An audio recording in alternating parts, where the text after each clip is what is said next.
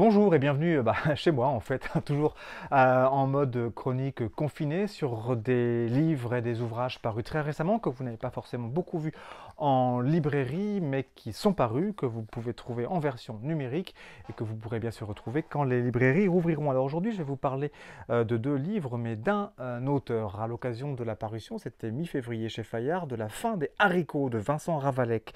C'est le troisième tome d'une trilogie qu'il avait débutée en 2018 et dont d'ailleurs le premier tome vient de reparaître en poche dans une toute nouvelle collection qui paraissait début mars aux éditions Le Diable Vauvert. Donc voilà, je vous montre le premier tome de cette trilogie que vous pouvez trouver en poche.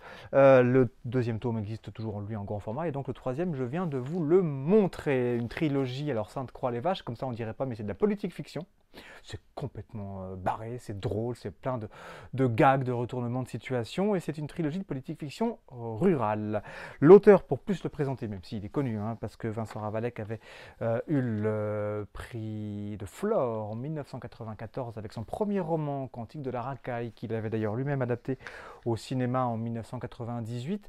Ravalec, c'est la génération d'auteurs apparus au début des années 1990 en France, la même génération que Virginie Despentes, Michel Houellebecq, Maurice Dantec, sous d'autres prismes, Guillaume Dustan, Frédéric Beigbeder. Donc vous voyez, on est sur des auteurs qui avaient tous été à leur manière marqués par l'écriture et les rock critiques américains, par la littérature de genre aussi, pour ce qui concerne Dantec, Ravalec ou Despentes, par le monde qui changeait, qui mutait avec l'avènement de ce qu'on n'appelait pas encore la bulle Internet ou la révolution numérique. C'est le cas de Michel Houellebecq avec du récit sociétal pur et des choses plus autofiction à la Dustan ou à la Frédéric Beigbeder. Ces auteurs, donc deux sont morts, Dantec et Dustan, mais chacun et chacune ont suivi des chemins divers et variés. Et Ravalec, lui, il a poursuivi avec un minimum un roman tous les 18 mois entre le thriller, le récit un peu chaman, l'autofiction parfois et le polar d'autres fois. Donc ici, Sainte-Croix-des-Vaches, politique fiction rurale complètement barrée. En plus, si vous voulez vous poiler, allez-y, il n'y a pas besoin de maîtriser quelconque code de la politique fiction ou de la vie politicienne, on y va, c'est plein de clins d'œil à l'actualité, donc en plus vous pourrez facilement vous y repérer. Sainte-Croix-les-Vaches, c'est un village des Causses, complètement abandonné, zone rurale complètement abandonnée par les services publics.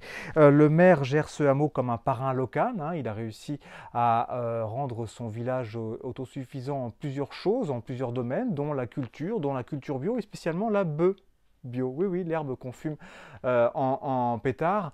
C'est que voilà, ça a pas mal marché. On a pu le voir dans le premier tome, et je ne spoile pas grand-chose en disant que dans ce premier tome, on avait vu débarquer dans ce village deux femmes venues de Paris, deux bombes, bombardées justement par un nouveau parti qui s'appelle En Avant.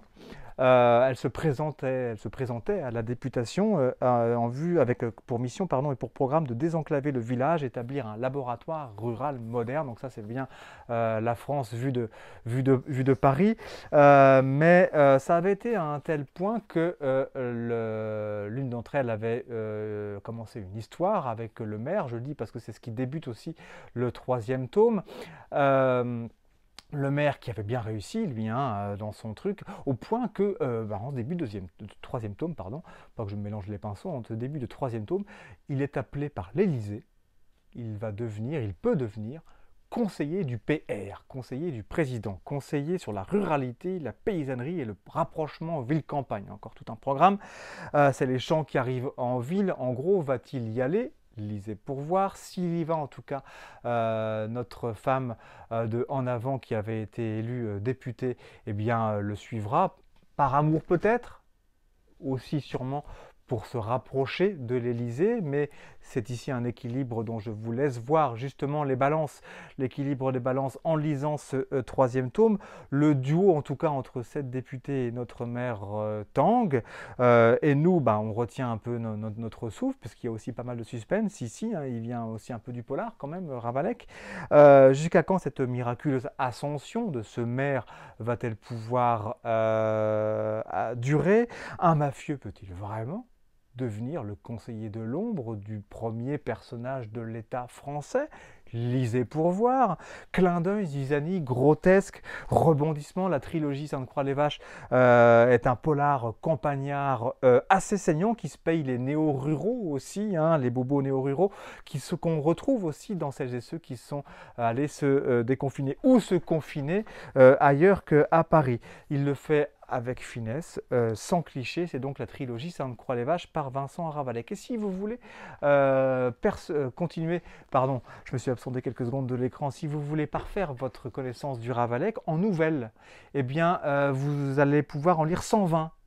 Donc 15 inédites, dans un volume qu'éditait également en ce début mars les éditions au Diable Vauvert. C'est l'intégrale des nouvelles de Vincent Ravalec et on pourra notamment y retrouver toutes celles qui ont fait un pur moment de rock'n'roll, qui était tout simplement le premier livre paru de Vincent Ravalec en 1992. Et bien vous retrouvez l'intégralité de ce recueil de nouvelles ici, avec donc pas mal d'autres. Voilà, donc vous en avez pour des nouvelles, ça s'est paru en grand format, hein, au Diable Vauvert, de la politique fiction en poche et en grand format, du Vincent Ravalec, du cocasse, du rock, du bien troussé. C'est un auteur que je vous conseille, hein, Vincent Ravalec. Voilà pour ces conseils du jour et je vous souhaite bonne lecture et bon soleil puisqu'il y en a aussi ces jours-ci et à très bientôt.